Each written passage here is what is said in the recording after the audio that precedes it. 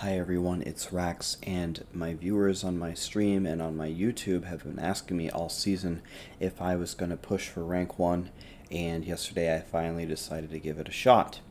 So I'm pulling 129s with Thorns, and let me explain to you how this works. I originally wanted to upload the audio from the clear and just show you what I was saying as I was playing, but unfortunately both Twitch and YouTube erased the audio of it because of the music, so I guess I need to be smarter about when I'm pushing. I need to play non-copyrighted music so it doesn't wipe the audio. Okay, so this is solo Thorns.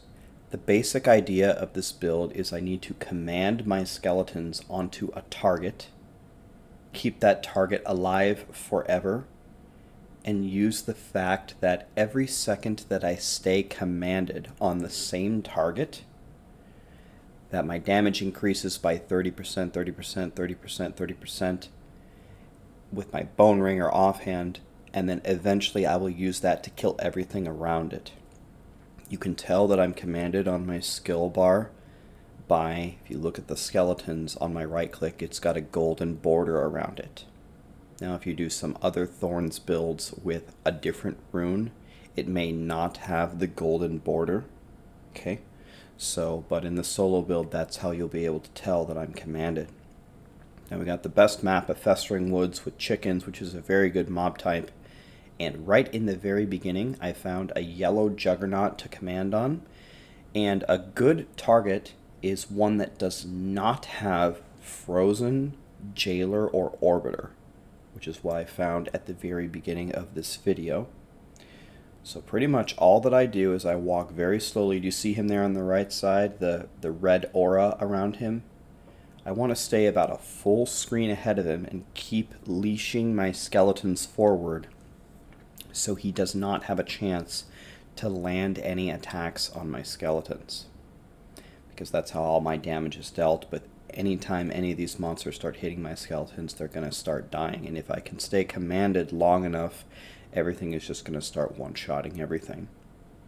Other than that, it's pretty much just walking through the rift and cursing everything, and eventually it will all die. Okay, so taking a quick look at my skills, in number 1 I have Devour Satiated. That's what gives me my essence, and it's what gives me extra health. My golem gives me 30% damage reduction from the pants that I wear, and it allows me to move the mobs forward. Okay, my bone armor lets me move faster. My leech lets me stay alive, brings my health back as I put those little red pools that you see right there, they give me my health back. And my Frailty Curse gives me increased damage and has mobs die at 15%. And then of course I have to take the skeletons, otherwise the build doesn't work. So I found a conduit here, and obviously a conduit is amazing, and I'm wearing Flavor of Time. The thing that I was thinking about when I got it is, could I possibly use it next map? It's only kind of a joke. I mean, I would love to do that because I was hoping... Oh, I guess now is a good time to tell you, please subscribe to my YouTube, and please go follow me on Twitch. I stream every single day. But, it's kind of just a dream to do that, but I was thinking perhaps I could kill everything here without the help of the Condi, but oh well.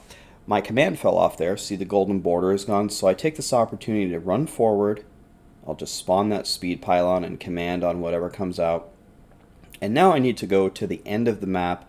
I want to despawn all the pylons, and I want to make sure that I have every single elite from this map. I'm going to kite it back to the conduit, and I'm going to blow it all up.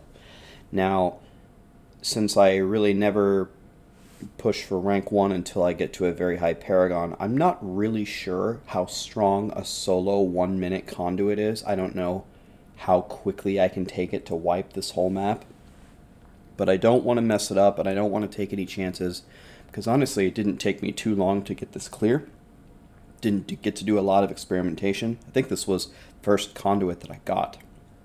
So I'll take the time to slowly walk them back, and it's a little bit dangerous because if I walk too far I'm going to lose my command with my speed pylon, so I need to just very slowly walk them back.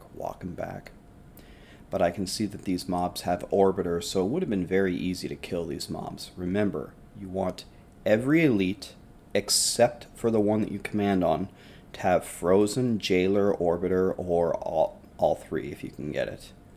The only one you want not to die is your command target. Anyway, I'm feeling pretty confident about this conduit. I have them pretty much here, so it's about time to take it. And one of these days, come on, boom. Alright, so let's see how powerful this is. We're zapping. I just got to make sure that I stay alive here, so I'm just kind of running around. Another thing about this build is I have hexing pants.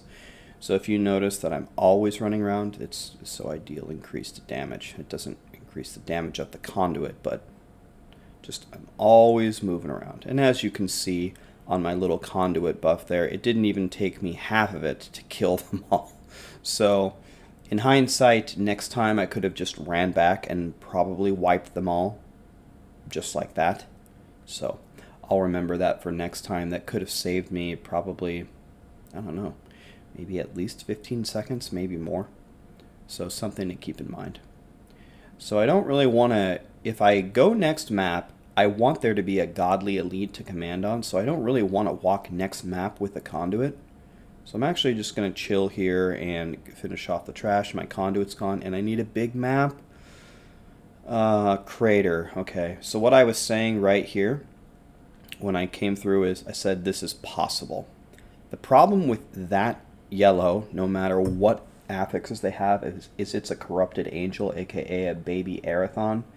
And corrupted angels kill themselves just with their auto attacks and their slides and all that stuff. So I know that this command target is garbage and I need to change it. But when you get to the second map, you know, we don't need to fill up an entire bar. So I need to just take what I can get, start building some Bone Ringer, continue to bring him because I know he's going to die. So we're going to get some progression.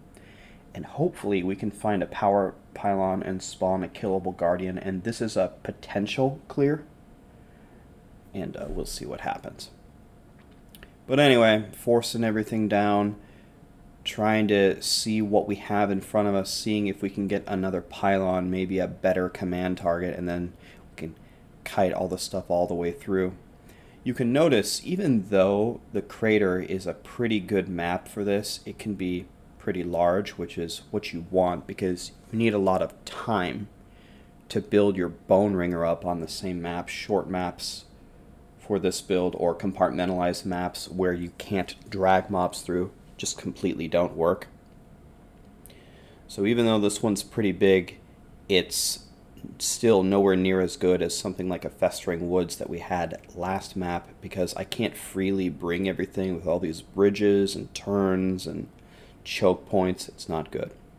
I'll tell you one thing that is good though is that frozen that we're seeing. That frozen is amazing. So I check out this new elite that came up.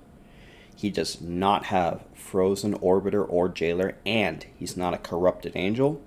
So I immediately switched to him because I want to start building my stricken stacks on this guy because as far as I'm concerned, I'm going to try to keep him alive forever. Now, since we are at this unfortunate choke point, I decide it's probably not going to be very easy to get all of these mobs around this corner. So I thought maybe I'll just chill here for a moment and see if I can thin the herd. So I'm just standing around trying to get everything killed. I could have taken that pink Aki there, finally I see it.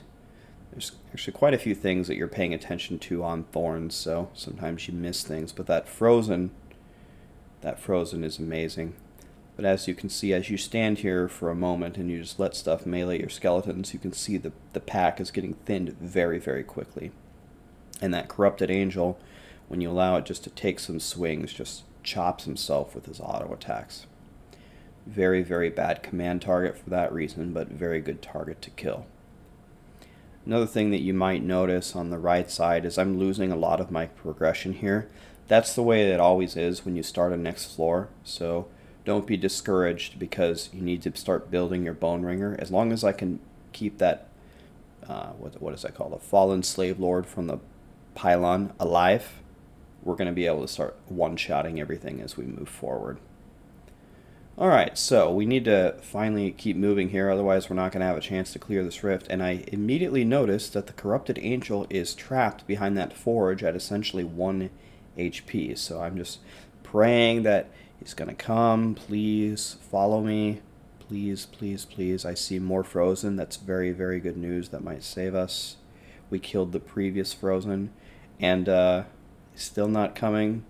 I need him to come badly. I'm not quite sure what to do at this point. I could leave him and keep going, but that angel's worth quite a bit. And those anarchs that came in with their frozen, you could see how fast they killed themselves. So I finally decide, well, got to take matters into my own hands and come back here and lure him out. And we'll see, once he finally attacks the skeletons, how fast he will die. But there, I'm finally getting them to skate on over here. Perfect. Finally on our side, he takes a swing and dies instantly. Beautiful. That's the power of Bone Ringer right there. And now I need to bring the Fallen Slave Lord. Now, again, I would just love to run forward. That's how you always feel playing this build, but I can't. If I run too far, if I lose my command, this is definitely over. So hopefully we can spawn a power pylon, and hopefully we can get a killable guardian.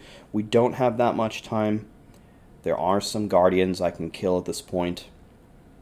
Let's see what we can get. We're finally into a big room, but I need to just keep moving forward all the time. The golem is one of the main things that lets me drag mobs forward. Thank you, Jasmine, for the follow. We're so close. Just going to see what happens here. Okay, we got a channeling pylon, and unfortunately, channeling doesn't do much for me. Now, one thing is, there is a weapon that I have cubed called Spear of Hyro, which means that the more enemies I have around me, the more Thorns damage I'm going to do. So here's Rhyme. Rhyme is a pretty good boss if I could port him into a small area. The problem is I think Rhyme's going to kill me if I go there. So I was debating whether to put him into a small area, but I take the pylon after he spawns because I actually want this elite to fight with me. Because again, I'm going to get increased damage from the mobs from the elites from Spear of Hyro in my cube, so they actually help me. I ultimately decide I'm going to fight right here. I'm afraid that Rhyme is going to kill me. He deals pretty significant damage to me with a couple of his attacks, and I was afraid if I put him on a bridge that he would kill me. If I had less time, I would have went for it, but I thought maybe, just maybe, if I just danced in all the pink rings, I could kill him here. So, the Guardian's the same story. You command, you keep moving infinitely. One very important thing now is my golem is how I proc my Crispin's Sentence, and I can actually use Crispin's Sentence against Rhyme. So right when I see that he's about to start doing one of his attacks, if my golem is up, I can stun him right there and dive for the pink ring to try to get the huge multipliers to do mega damage to him. Actually, if you notice on the very final hit of Rhyme, when we had no time, when he teleported, I hit him with my golem just in the right time to proc Crispin's, and I honestly think that's the only reason that we killed him in time, so that was very important. But yeah, this was a very, very close one. Luckily, it didn't take too long to get this clear. It was only about, I think it was just a little over an hour of actually pulling the rifts to get this. It wasn't the best rift in the world, but it was enough, and I'll take it.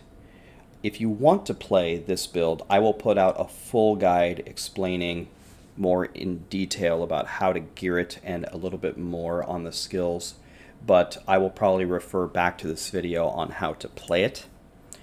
It can be very fun and very rewarding, but I'm warning you, it's one of the fishiest builds in the entire game. You need back-to-back giant maps with pretty good pylons and a killable guardian in order to make this succeed. Another thing that's coming out very soon is the Z-Monk guide for metas. I've been asked that so many times, finally putting it together. It should be out very soon. And I just want to say thank you so much for all the support that you guys show me on Twitch and YouTube. Please like and subscribe if you enjoyed this video. We're going to be playing for a very long time, and we're always going to be competing for rank 1. Thank you.